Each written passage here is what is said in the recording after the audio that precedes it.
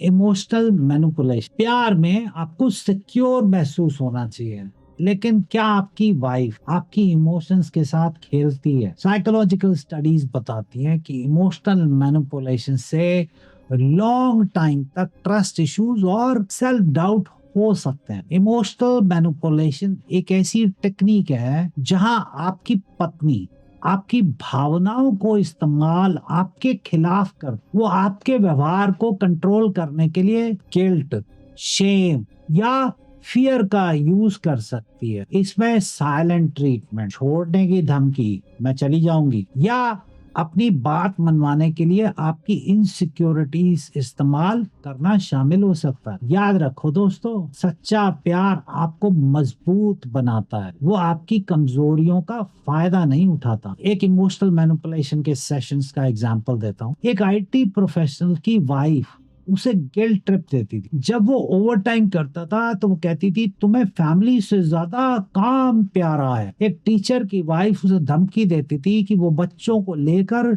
चली जाएगी अगर वो उसकी बात नहीं मानेगी। एक बिजनेसमैन की वाइफ उसकी इनसिक्योरिटीज को यूज करके उसे मैनिपुलेट करती रहती थी, कहती थी तुम मेरे बिना कुछ नहीं हो। इमोशनल मैनिपुलेशन एक इमोशनल रोलर कोस्टर की तरह होता है। आप कभी ऊपर होते हैं, कभी नीचे, लेकिन कभी स्टेबल नहीं होते। टॉक्सिक वाइफ की इमोशनल मैनिपुलेशन एक चेस प्लेयर की तरह होती है।